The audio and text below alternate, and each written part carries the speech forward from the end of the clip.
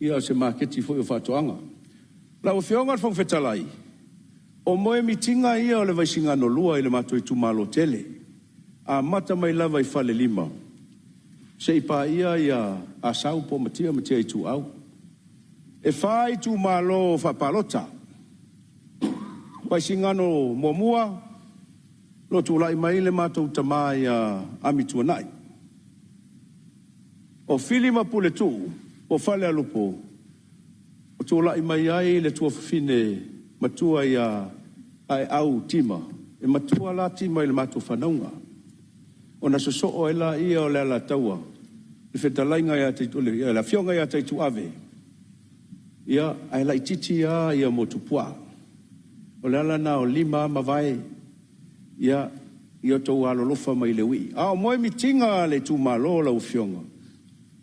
Tasi le ai tu malo tele, wao, o vaisinga no lua.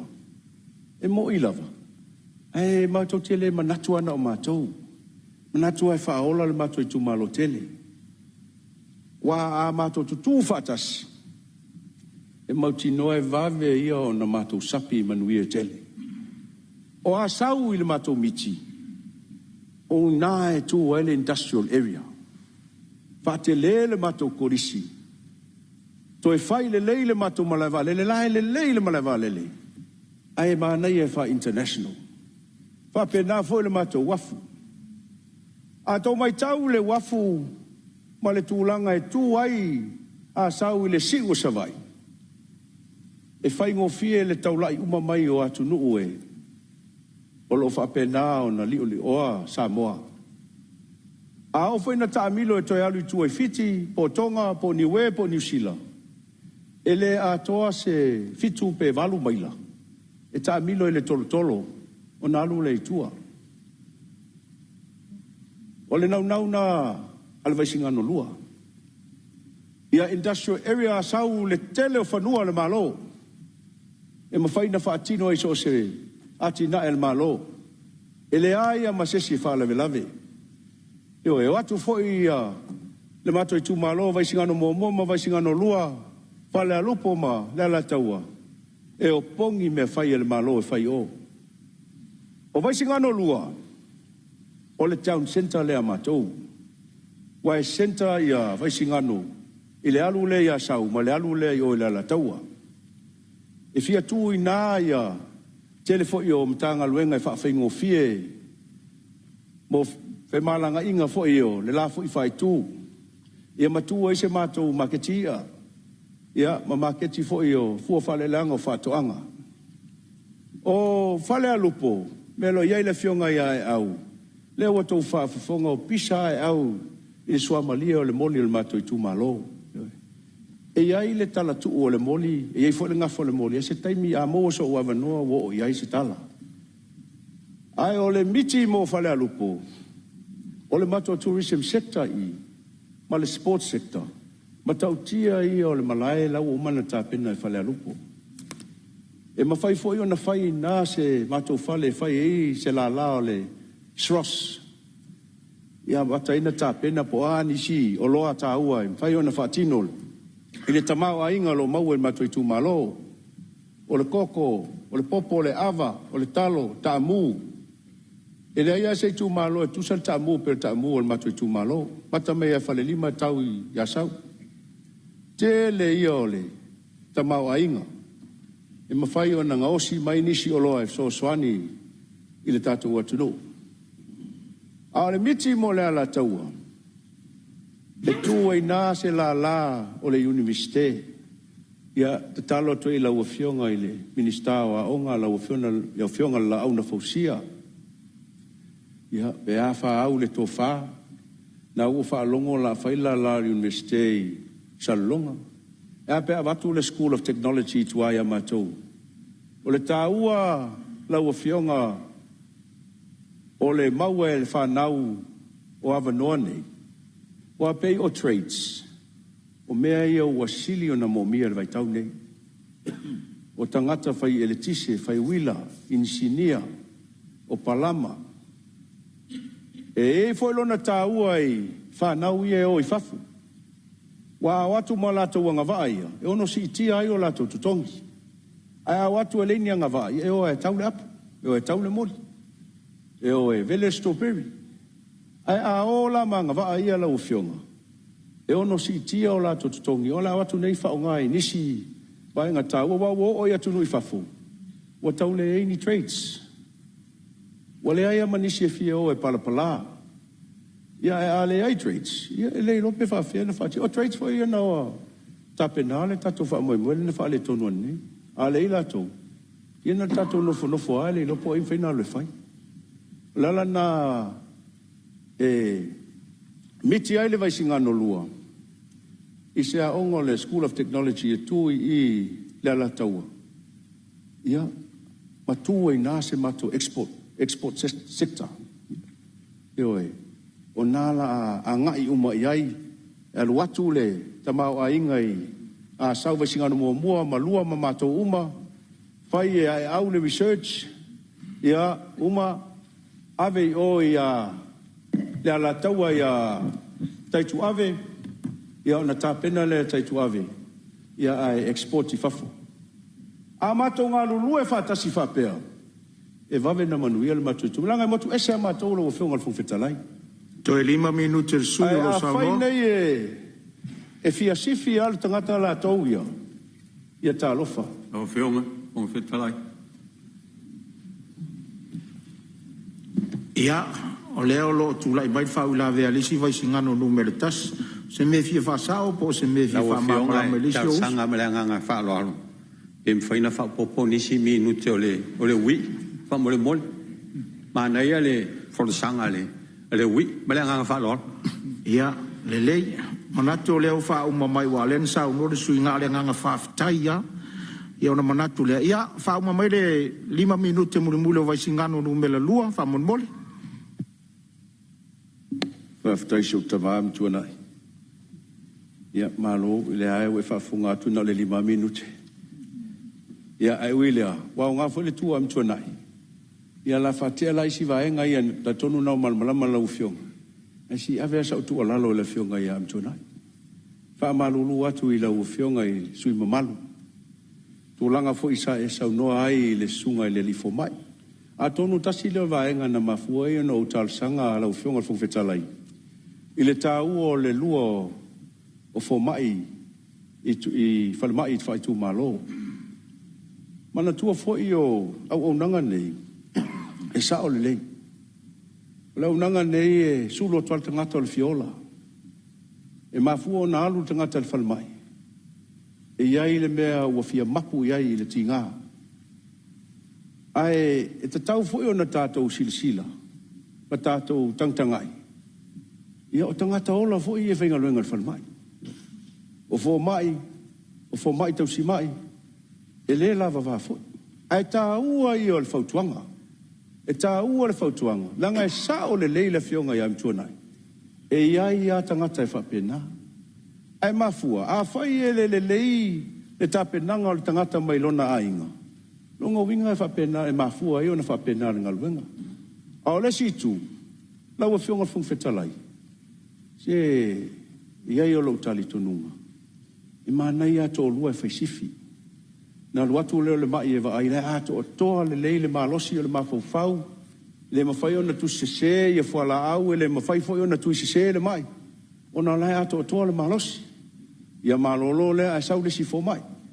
O le fo o whaalongolongo, ma o teilo fo I leanga o le mamatanga luenga ma le fionga le minista.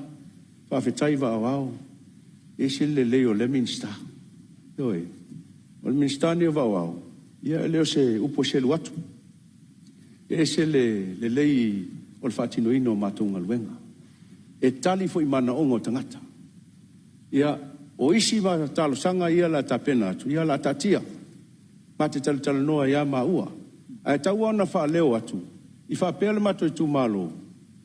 Ia lale na lele. Nofo ma. Ai le o ia I se tala I le vaenga leo se fu malo ina. A whai o whaafonga mai le mato whale mai. Ta ua le whautuanga. Leanga o lea sa tupu I la fionga I am tuanai. Tau tuana le au unanga. Ai, o le talo na il tato whainga malo. Ia, whaftai la ua fionga I le minista o ia o le ua sui nei le ingoa o le tagaluega ia lau fionga mo e whauo whawhitai mo le tato polokeki ua mai tauina le tele o wati na ese ma mea o mawhai o na whatino so swani tu maro ese tasi le vaenga so swani fo i le polokeki ia onga i le o chichi le pisai i le taitai lava le tupere o chichi langa fua i la whaingo tamaiti a o le o mailai i lalo le fong whawhaelo ia se swinga tele o le ngā lurue whātasi ma le pule a onga ma le sui o le komiti o lo i tutono o le fong whawhae ia to e watu ai ma le so swani o le fong whawhae pe a whai e iai se vaenga o mo mia ele so swani a pule a onga ia a mai se foi a o onga i tono le mato i tu malo ia tali tonu e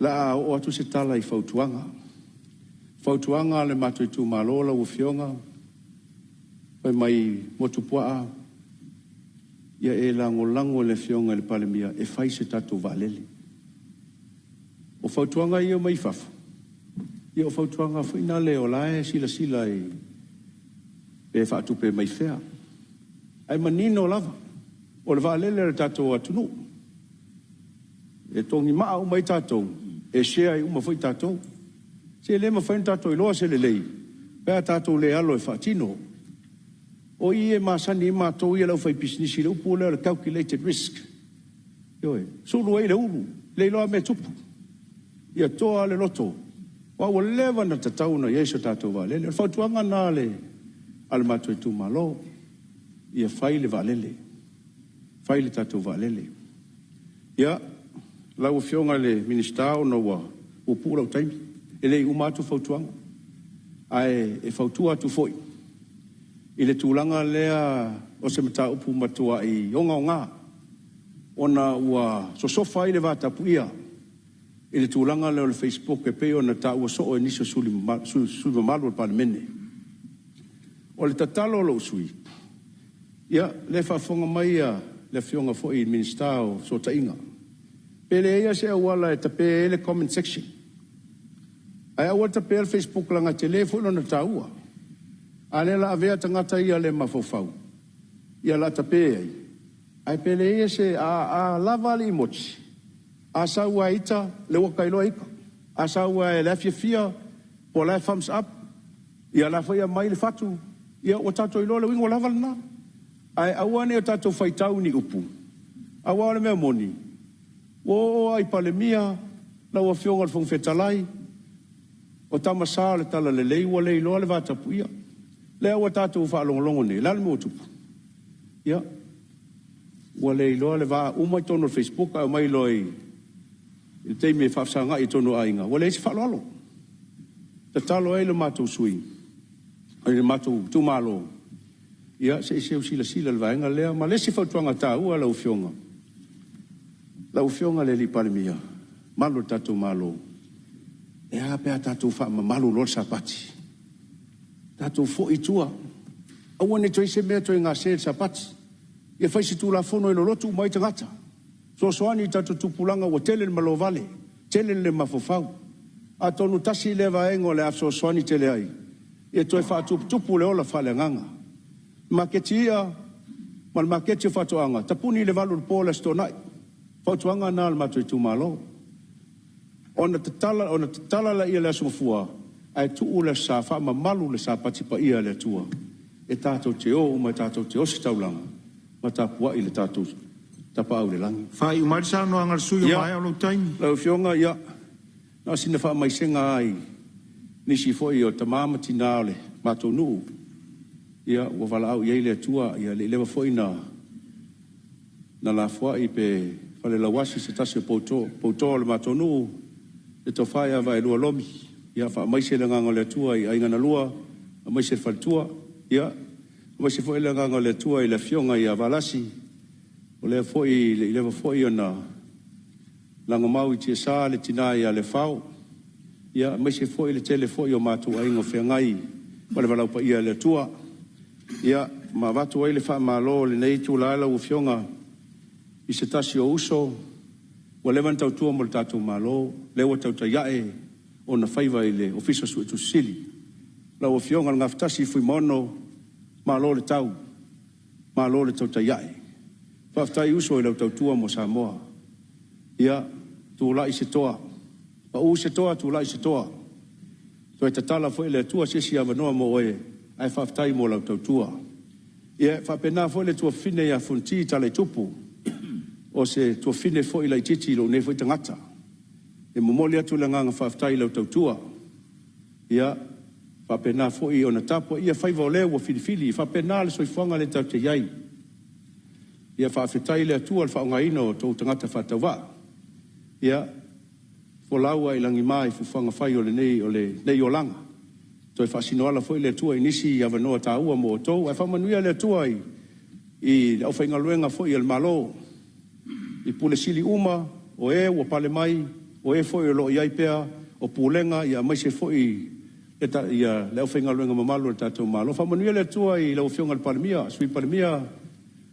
ia mai se foi kabineta ma sui minista lau whionga fongfetalai ma lau whionga le sui fongfetalai lau whionga le matua uswali lau whionga masanga whamanuia le atua lau whionga i le whai lau tusi o le whono usu whono ao ia malo swatau malo lau whaingaluenga se malo tautua se wa ia ma tau te ifo mai ai malo whaftai tau tau si mamalu tau whatiti o ma tau nungol masalafa ia whamangalo foi poani o ma tau se whai atu poani winga le tau tamari ia whapena foi ali malo le malo whea ngai foi le laina i telo taimi le whaingofio le lato pito la au amoni tele le tuai i le taitai foi le tua ngai lai tu le whionga sa whapito ma le lai tu ia mamalo tatu Palemene lau whionga tō manu le tua ia o le tala masani lava aua tātou te nau o le ase me whai Samoa mo tātou ai se i tātou mai tau ane a po le ale tātou me tāu o whai mo Samoa ia whamanu tele le tua ia ua uma se tala le sui o Vaisingano lua whaftai mo le manoa lau whionga le whakutarai alo whaftai ia o sa usi lava le saunoanga Vaisingano lua ia ma alo whaftai lo whafonga tapo e mai voi lo tu malo tu sa fo la tauti mai ia ai fa leo lo fionga le tofio le tu malo e tono le mota nei na se tu lalo le no foa i si su ele saunua ile tala fa tau le tupi tu lalo atu le no foa tu sa tatu tu la fon tu mau fa leo pe to finga o fionga e li fai pule a minsta long lango po minsta ia ai auta uolon swafa fa leo ma le tu malo ia o anga ia fa Palemene e tu sai fo i mal fa ton fo la urta tu la fon tu mau ma le nga fa lo ia o lo ava no pe al mauta mo se su e fi sa no no fiona fo tala o ia la le ala wa ma wa tu la mai le su yo fa sale le anga nu me la tol ia tu la mai lo fiona su malo sa no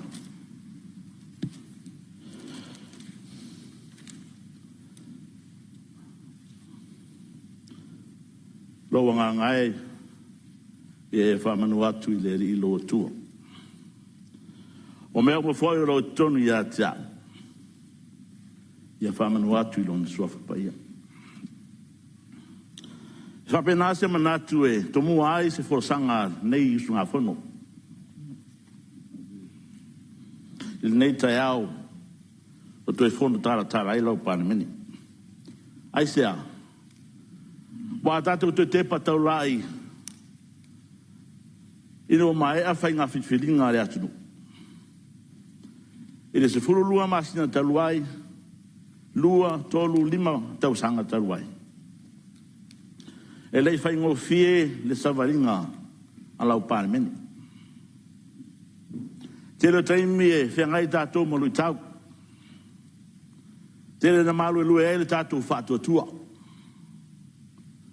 so wa ina a fatia sa Samoa ai asita to mai tau nei tau lo ngona lava le alofa pulpulu ia le tua ilana Palemene la ofionga fon fitalai ai me ser fono so Samoa me leva pe atua se fam talanga lo wanga ngai ia fam wa tu le o me mo foi o lo tonu ia tia hapena ona vi ai nona suafo pro nanga lei Whatalo whātu I la o whionga whongwhitalai. Pena foi le whionga sui whongwhitalai. Whātu lou le whio la o whionga I tai o le atunu la whionga le li Palemene, sui Palemene. Senga o kāpeneta. Senga o ministarang lango, ke mesi foi le whio atu le tai o le tū ma sui tai. Whio la whionga le sa whapito. Ia mapo fai ia umore. Palemene o Samoa. Te whātu lou I lau tapua inga Samoa. Samoa I Samoa nei. Samoa le motu sae ma Samoa o lo maua mai.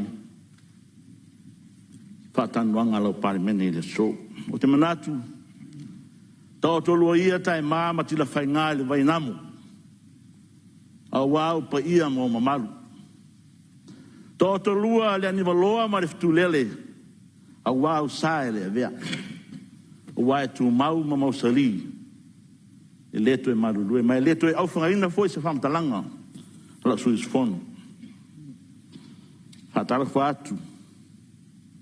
Au whangaruenga tofi le malo. Vai malima iei lau Palemene. Whamaror ngā lue whamaror tau tu atu. Le malua so tu malo. Ia whasaleanga numero tolu. Te manatu sau si teimi afe atu, si whamtaranga. Ia ta poe mai ama manuia.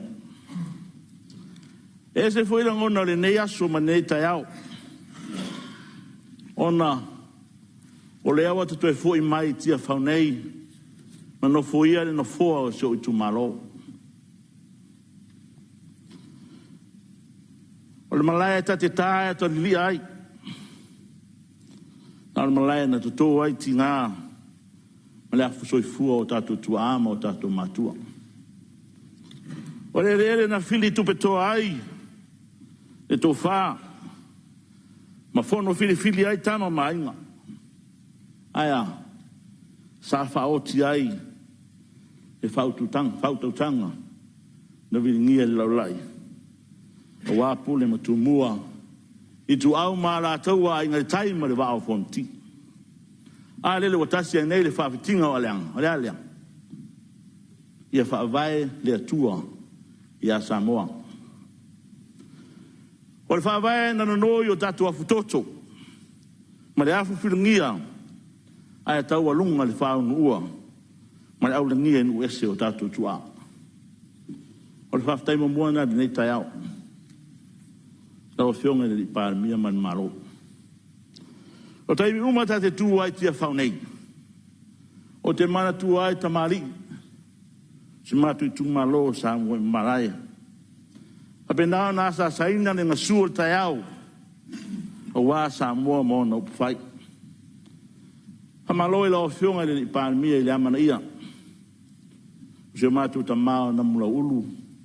La waki ma moe. E tu sai foi ma pene tawa loa. A penao na tawa au taru e nei. E me se foi nisi o I lātou moli whamalo. E I lātou uma sa whapena o na whaeaina o no la autou tua. O lau whaftai. E mau atu. O le pokalame whaau au. Au te loa e to tere nisi o na malo le atunu.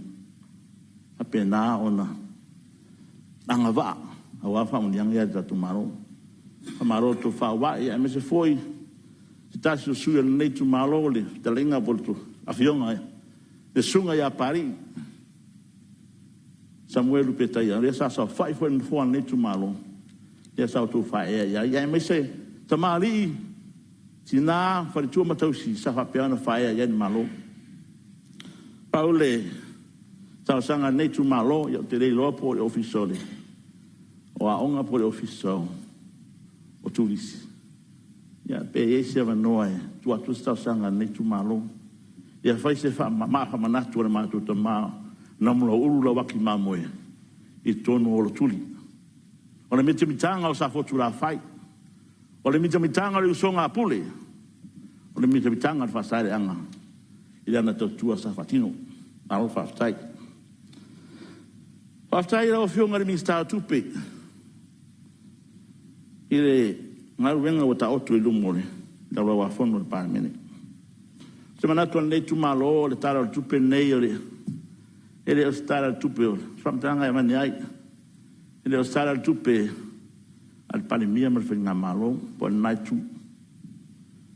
O le se tara tupe ale nei tu o le tara tupe al Palemene ato. Awa ale lei ona tatu fatino ma soala pule tara tupe. Ale lei. Tau leia le Palemene. Tai ole atu. A fale tonu. E te foi mai a te tatou. E mana iar fo sanga na whapena o na whai uiai leo te mai tau atu tonu le. Pipo whamtaranga le whiunga li mai tai minsta. Mai le sao nuanga le minsta. Se leo whai numera o whai lo atu le so. Ai o le tau nu unga o ngā ruenga o whoina. A toa o tangata rau tele umo Samoa. Era wino na forfolang. O le tala le tupe ia manuia langwa ta sia ai tangata uma. Mo le whamalo e te mate pule o le tatua ofiso tupe sa le titi a mea whainga ringa. Sa whainga ringa fo le malo. O tasi nei te imesi o na pisi ai tangata whainga ringa malo. Fia masina o te pena. Wa leo tatu vai abni au le leo tusi lea. Ia e tere ngā ringa sa whatino ai. E le whaingo fia la o tō ngā ringa. Ia me se foi whawhetai le komiti o tupe Palemene o Samoa. Li poti mai e a leo ta oto mai lumanei. Sa o tau tuai foi resi pai a inga. E le whaingo fie ngā ruenga lau whiunga te telefono mar komiti. Ina o whaitau taro tupe. Sa na ngona le pole. Ai sea. Wafo e ila o mai tau atu iai. Oro o matamata te tele mai iai. Se lau se furu ma le wha miliona. Le shortfall por deficit. Tupe le au sia por tupe tau sa iria.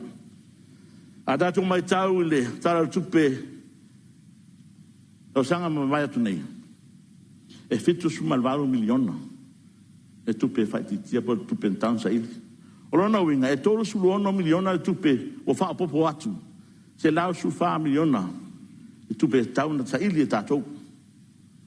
Ai o whalongorongo mai e tau manga Palemene se toro pulou. Lau mai tau mai le loto tele o lau whiunga te tat whiunga li Palemene. E mawhai o na whai. E mawhai o na whai. A lea sa tari manino le minstau tupe maua. E me se fo il whainga malo. Oro iere wha moe moe e ne wha pena na wha malo sia le au ina o tātu la whunga. Aftai oro iai le fa mo morunga e nga ia tina e fa pena ona fa tu mo tu pele pa wase fo tuanga au iai il official o le collection ya ta wa tulanga wa tan mo e Palemene tulanga yo o invoice sa le ia e tero te mie e fo inis fai pa anga business ma te talano.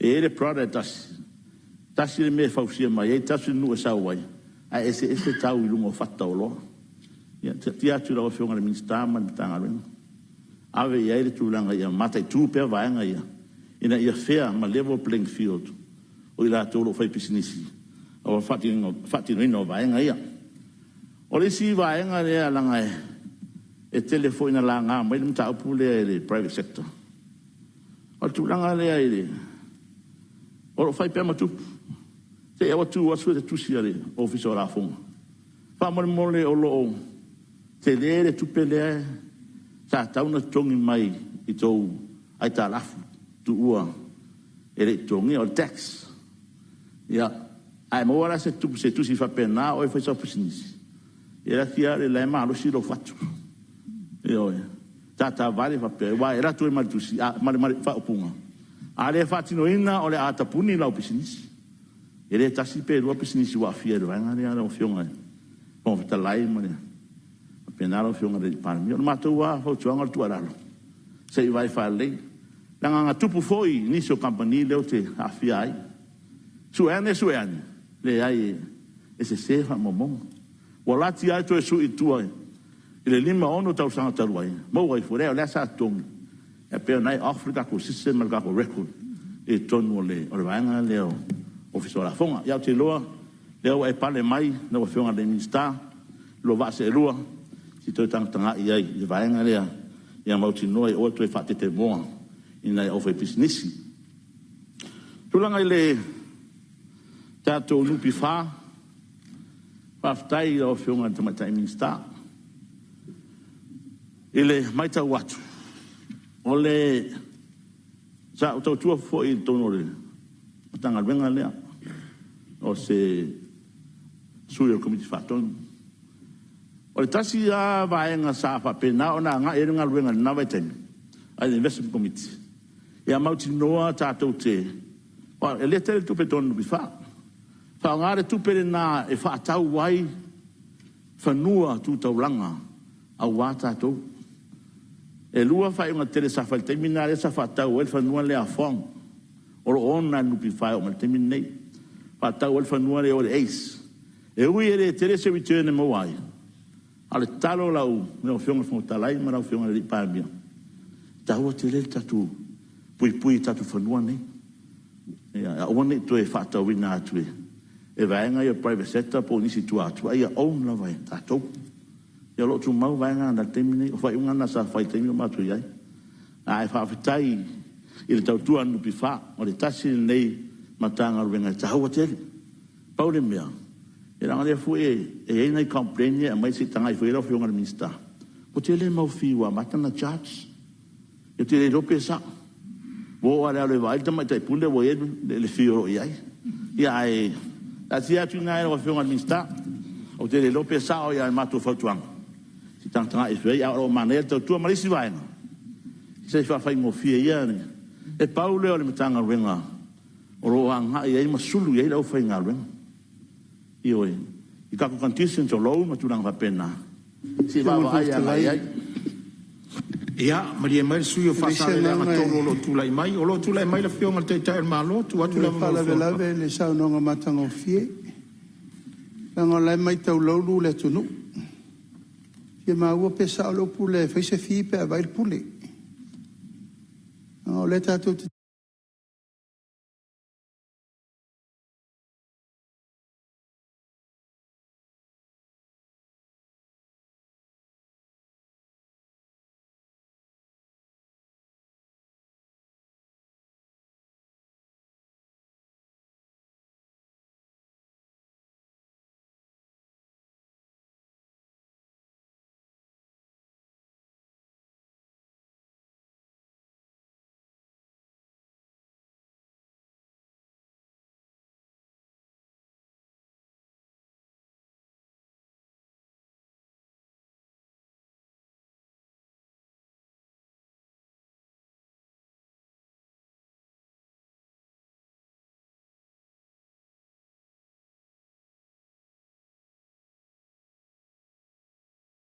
tala noa e ala mai tau mai sa mo pe mo pe se o se tala lava tau fa atai le i volta to wa e tau fa mamla le mele fi lo po o fa se fi lu pi fa va ile pule o fa se fi o si ria tu le su madu fa mal mole ya malu va tai ya tu atu le no fa wa sa no ngal su ba o fa fonga mai vai no tu la tu el Palemene ya va tai do fonga di Palemene le o le feedback lava sa mai ya ele mo ti no era nei sui la fonga a tu fa foi mai fa pe ia faina ia fa pe o tu ia ele ton fa ia fa pe ia fa malu atu le in tanga wenga o se mai la o fonga ile lu tau o ia nei vai tau ai mai se tu langa le tau suau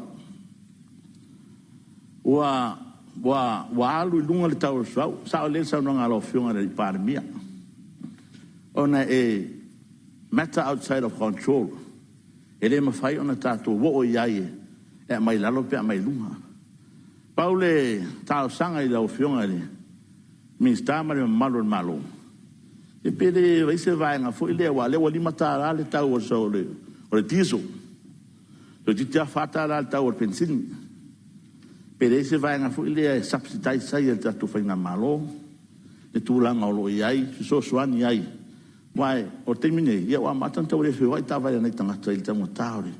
o pensini a tar fe ngai fa ftai ya ya ta sia tu na na lo fai isia tu nu o fai tonu Europa o fai fo isia tu nu o lang a pena no frosani a tur ta la le ta o pensini wa we nu ye ta la tu tonu el malo ya go ta la pe ya a pena na mai la le frosani a me se foi tu langa o sua o fa ngai e fai na wema ina i fa ngai o era tu business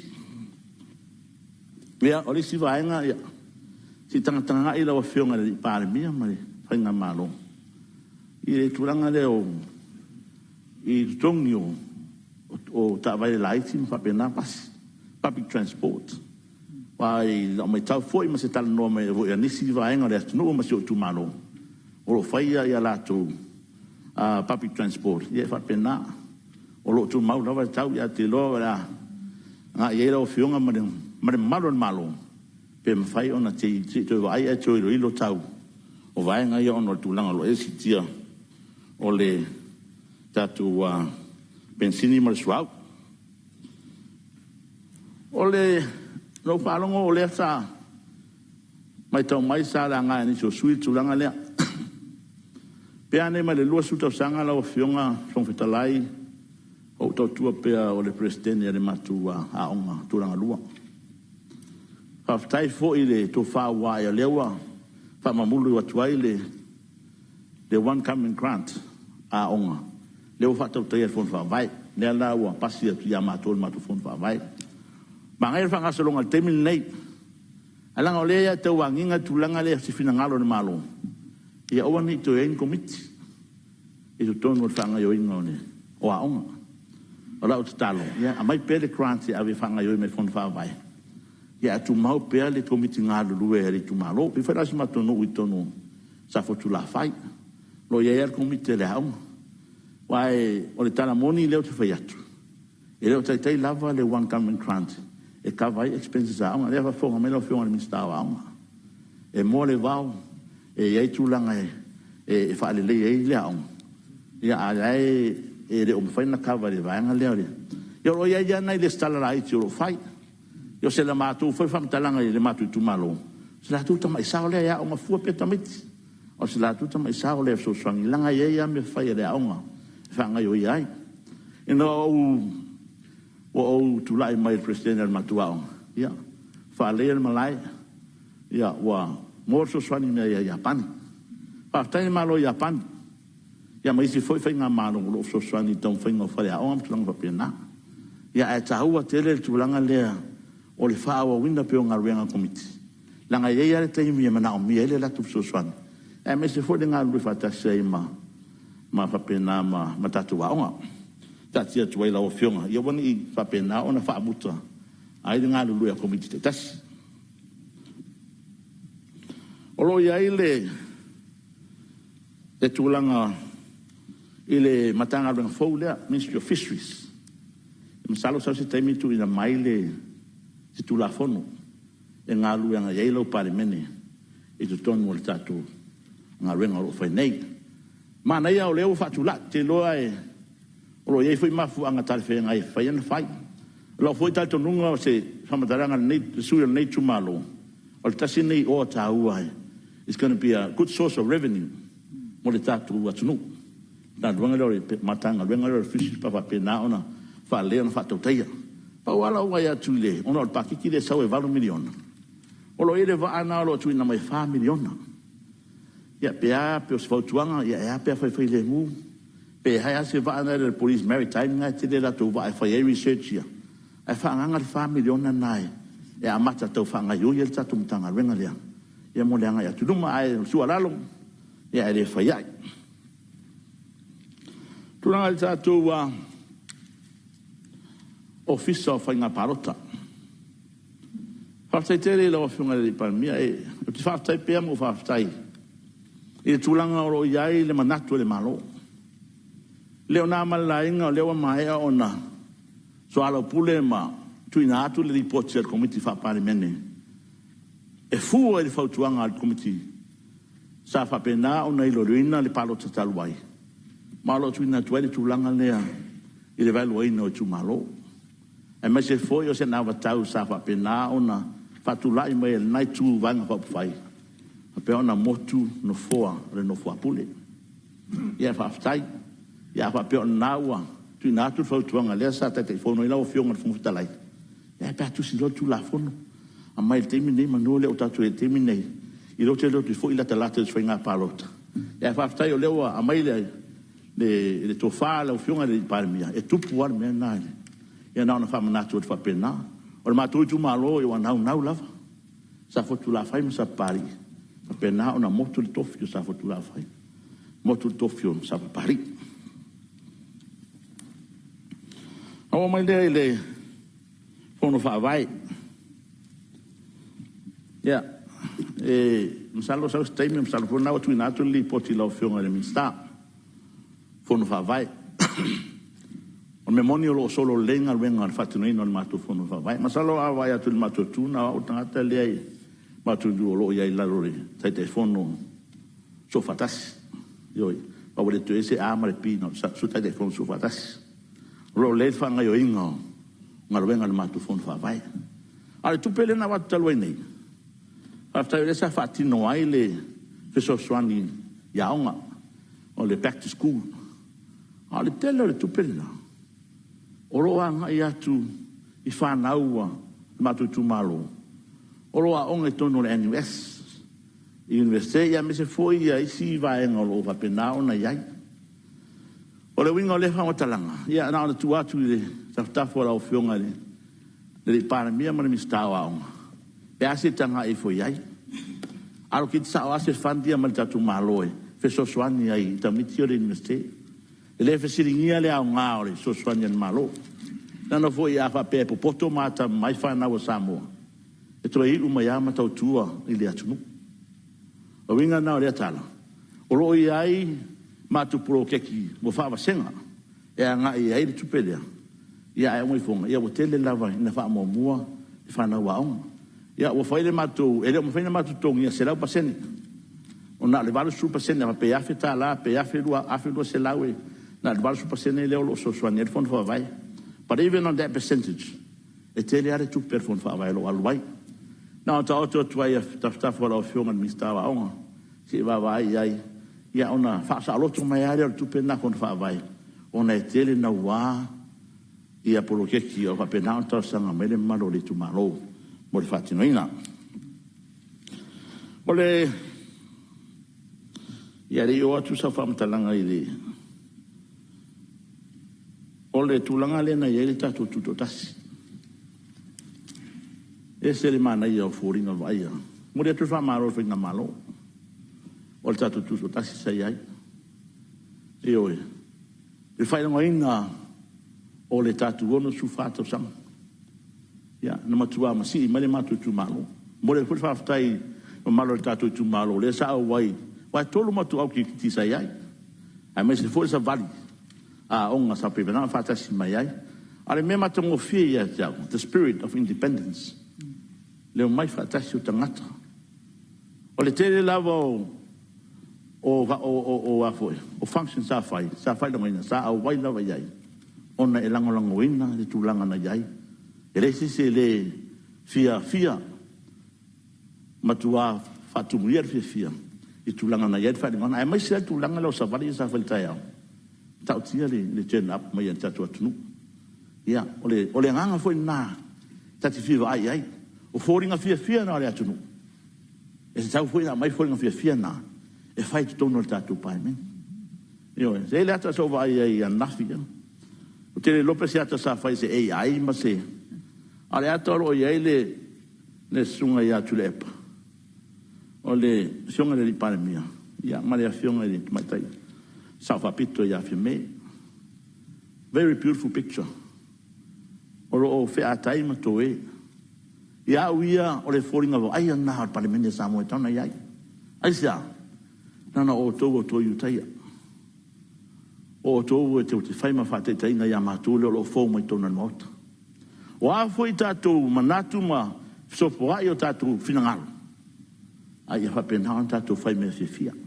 O le matu tiute o tua o do tute pe na ona fatu te el tatu malo a malo foi faiba to fisu et copia tu silia o le ata le na o e print mo avai ai ona e encourage i fuia e tulanga tulai mai e tonori o tatu Palemene tulanga ile official alunga Teleport Land Transport Authority no fionga di Palemene mane malo tatu finga malo o mto atele o tawa le we sam poloka yo la wara el tele te yo tele lo pola se fu al tatu finga malo e vai e si tanga i ai no fionga mane tatu finga malo e se nem tanga luenga al ti o te mine te misi lo a for fitu betale valu riva poloka mai lo i yo o ai vai tele tau yo to amo fo ya peto fai nisi awala yo e mana ia le yo tavale a songa ponga na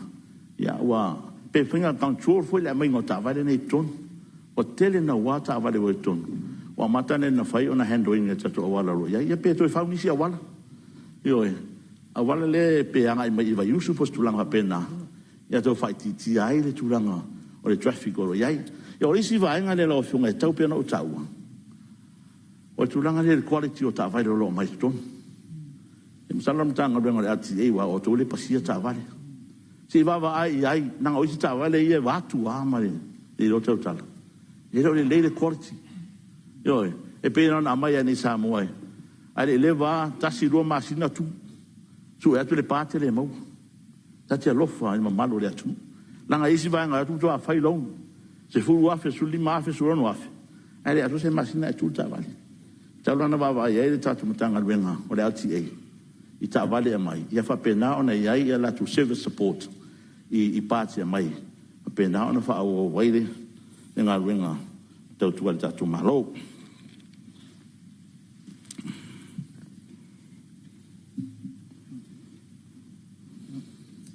tau fionga le fonfitalai ole moni atu malo ma faftai Pasalo pe tai fatasi sai falu vai aso no malanga tu sava. O le tasi ne o matanga luenga e matua to o lo pulo la tu tua. Ta luenga le o company o va. E fa malo tu ai le pule male tu langa o le tua. Ya telefo o ta mai tau. Te na piu se tangata. Te le tala pe ale sa o ta vale lunga va. Ya telefo o aso pisi ma so malolo. E tau tua tau le iwa se fulu le po.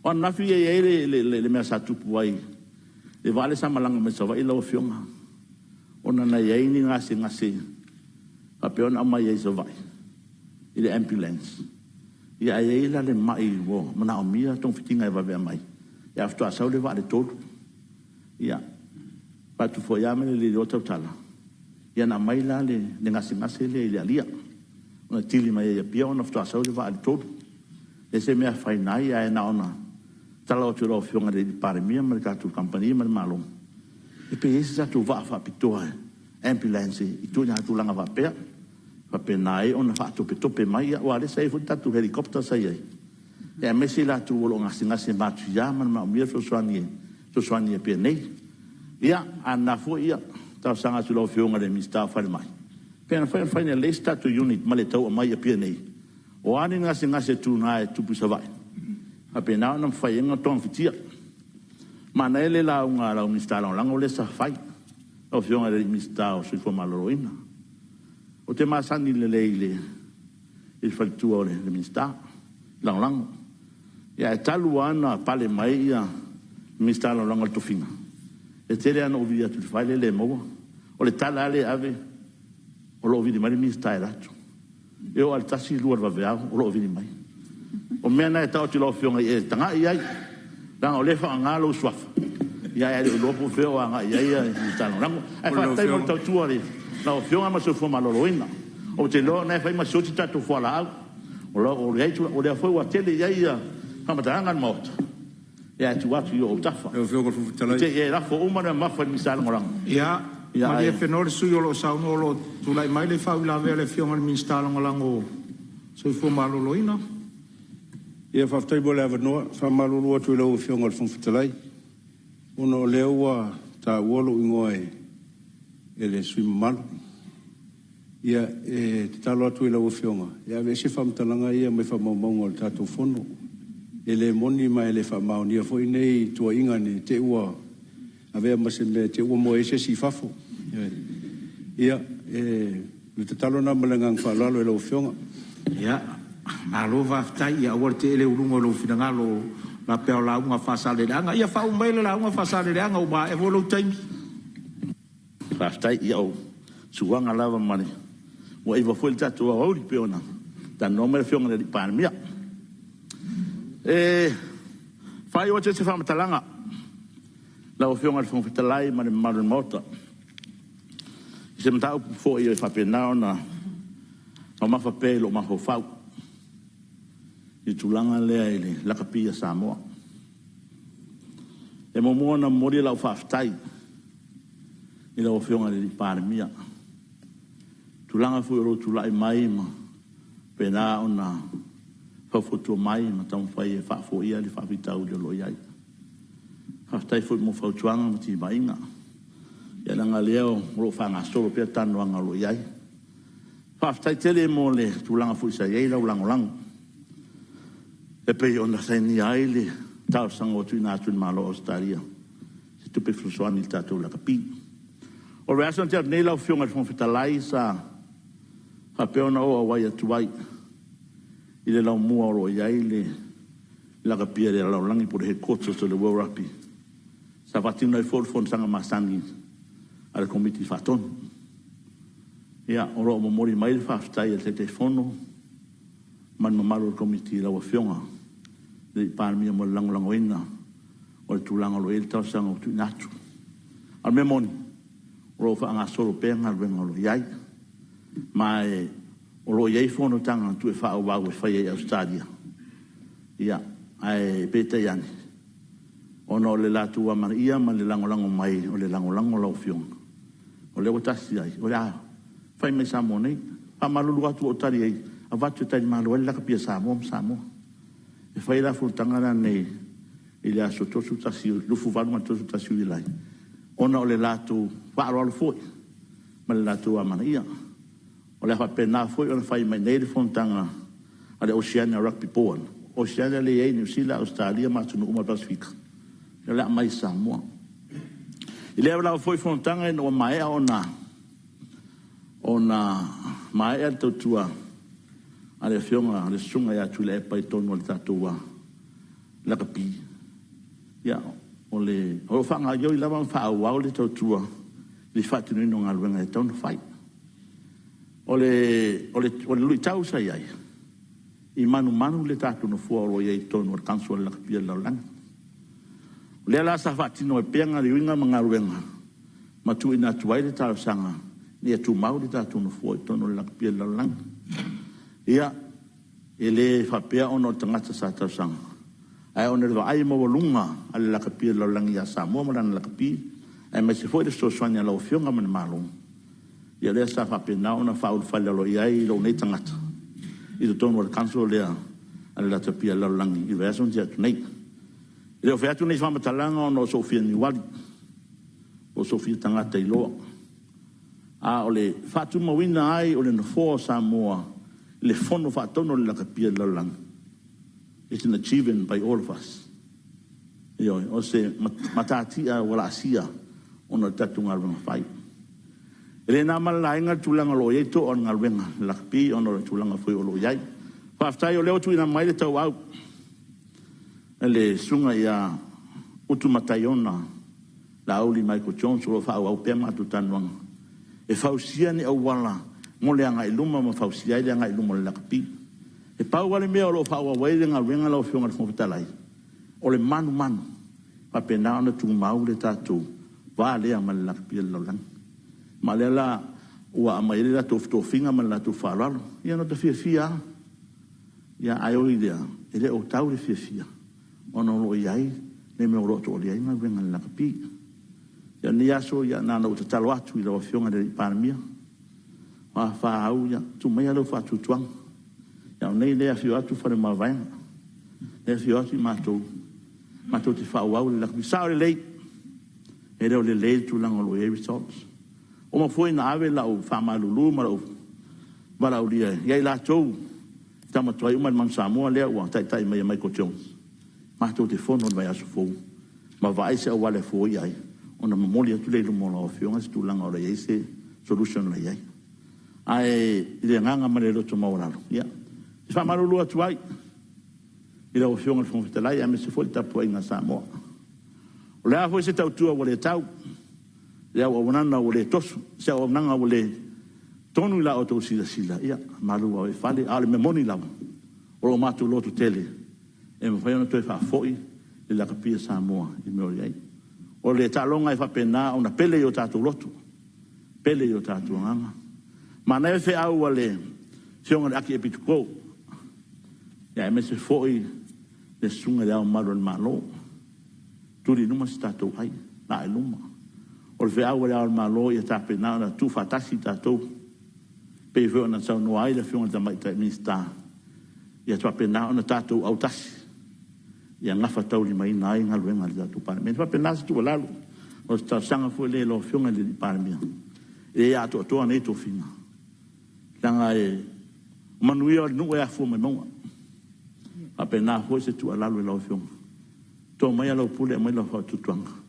Mātu te tamu whai atu ai ma whao wau ngaluenga lau lakpi. Mō lau a fionga. Mō le malo. Mō le Palemene sa mō mau tangata anu. Io e. Ia whapena si tau sanga ni asu. Ia ai. Ona. Foi atu leo sa whamtalanga. Ngole, whamtalai. Ia, malia whenor sui o whasare anga tolu o lo tula ia tule tai o malo. Nei mtau putaua lewa lamalama whahe usau no ngā sui mamalu. Wāwao. Wāile mtau pule le maile na maile lia. Ele taunga malie le upulea.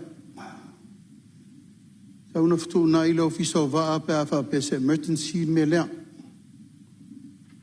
O le vaa le malo e pule tātou fitu na inga i teimi o wha fitau li ma teimi o tū ngā.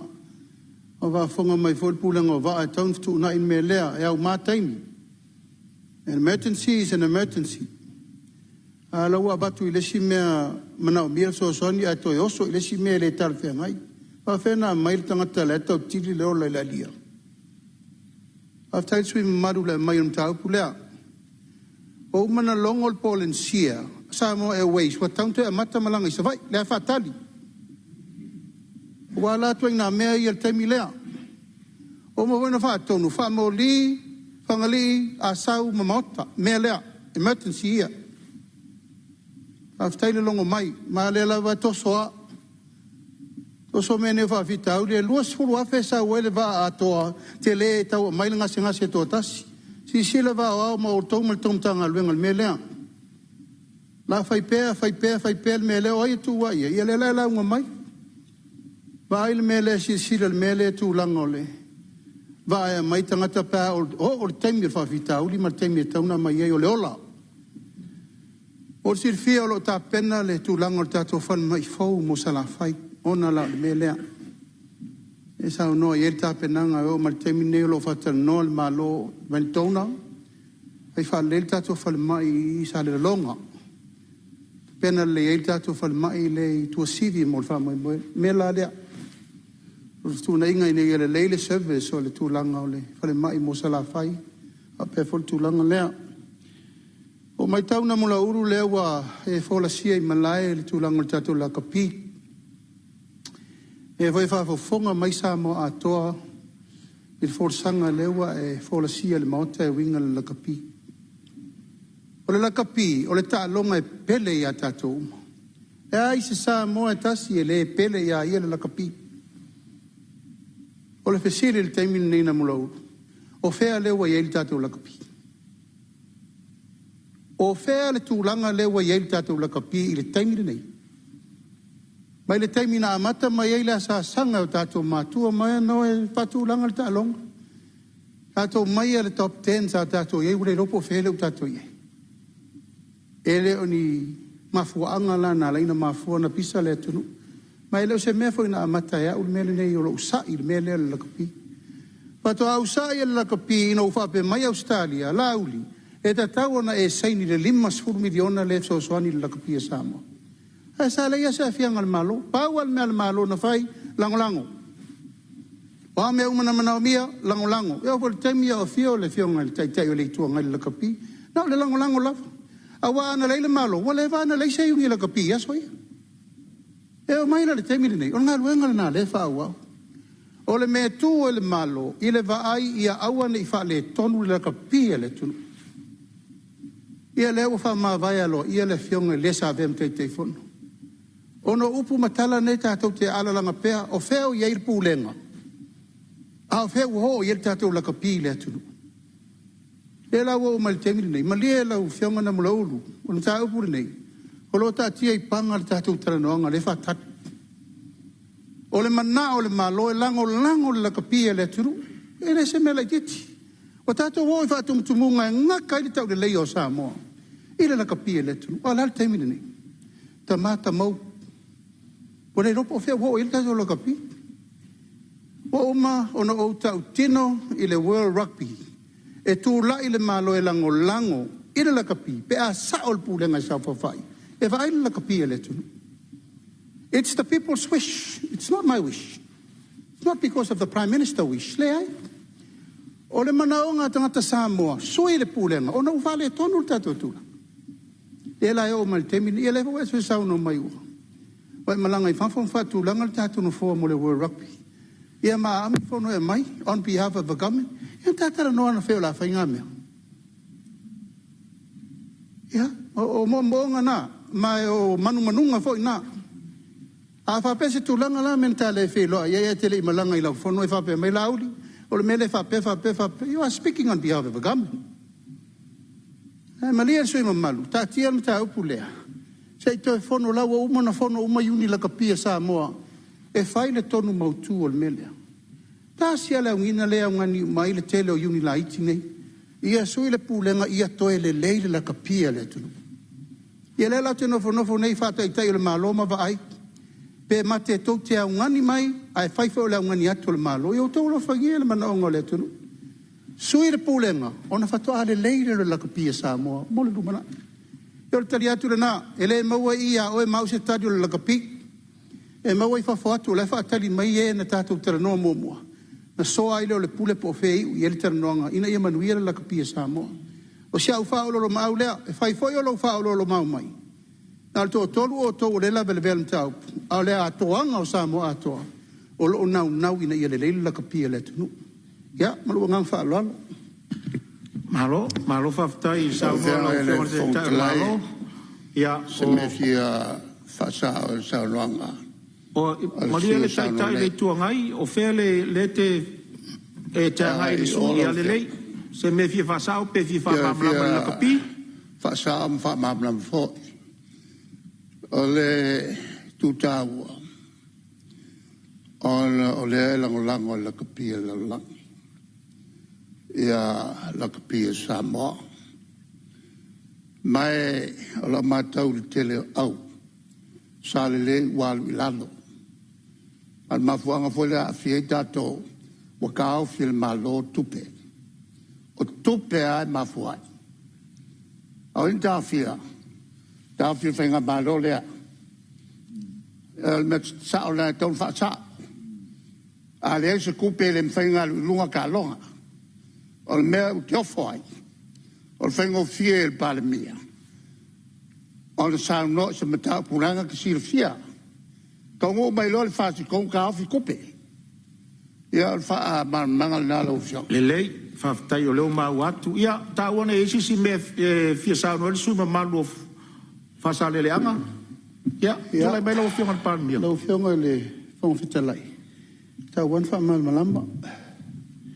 E le ia vesea le lango le malo, even fo iwa mato mai tonu. E le ia se taimi na mai e se talo sanga le lakapi Samoa e l'Italia. E wal taimi o fi mei, Natalia.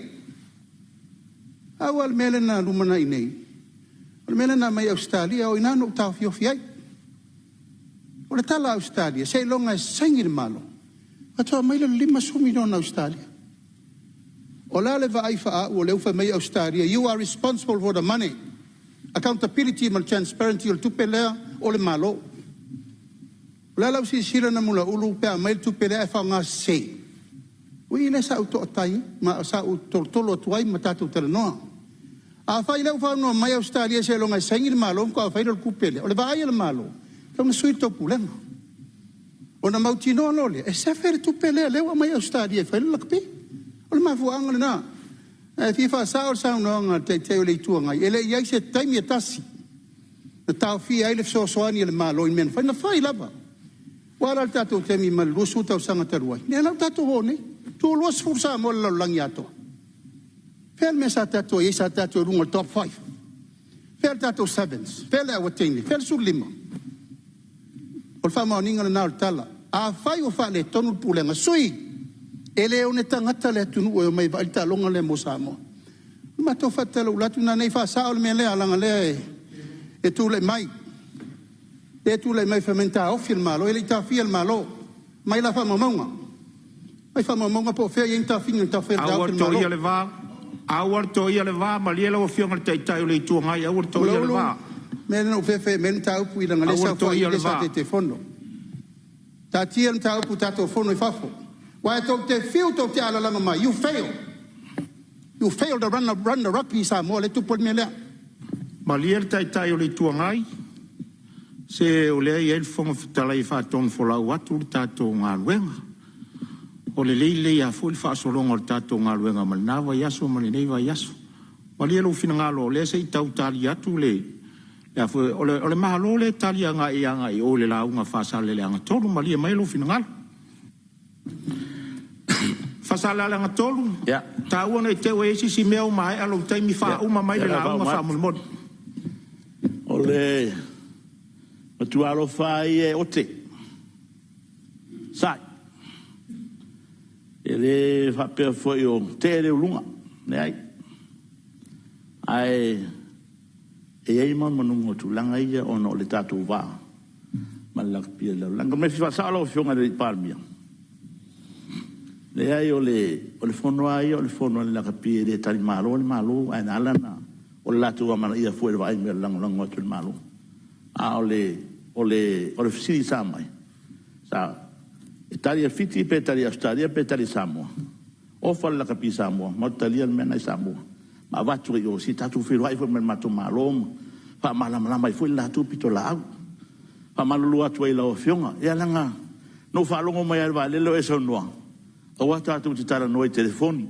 O wa tatu ti or famastonga. Amai tono fale o Samoa mta ku e tatu so ala kule ai.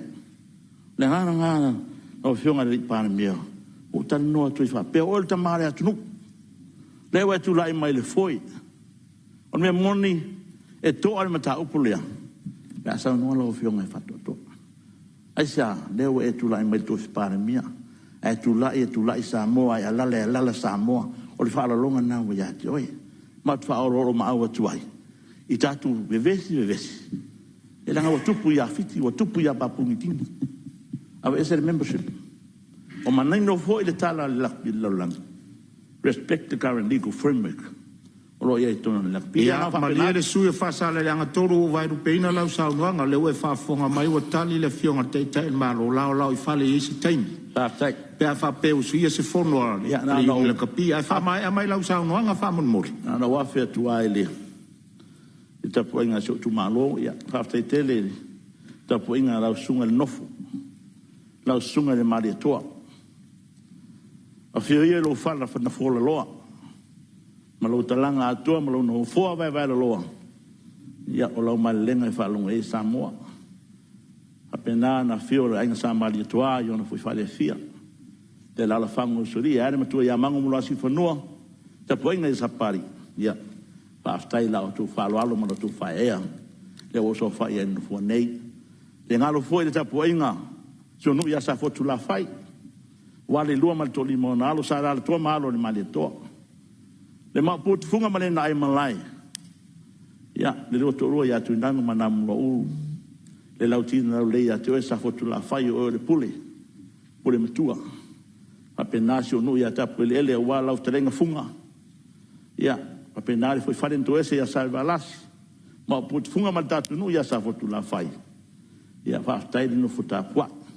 No fo talo ma fana lava la o tu sui e tu langa lo iai ta ina o tatu tofi ia ono la o tu talo ma la o tu tapuinga le ngata idea ia tapu inga no fa whawhengainga lau sunga toina lau sunga tisimeta masanga e mai se ia au auna rea tua so se fata whaitau langa o Samoa lo iai pena ona whafta ia tua ila o tu tapu inga ia ai nei tula ia lau whionga whoftalai o sao nale matu tumalo whamaro lua toi fo i lau whionga la hoi se whamataranga o papa tau tangata i lau whafonga e me se fo i lau whionga ri Palemene maro tatu Palemene ia maru au whare so tu whingalo pifuna e sau noa lei o tonu al whare ni o Samoa li poi ei upo le atnu le lei peleanga a mai tonu i tinga whalo alu i panuia whono Samoa whaftai Malo whaftai whasale ranga tolu tu sola o saunuanga ia e uilava foi ua tele lei titi lo taim ia o lea whaina o lea lava tu a wanoa lava le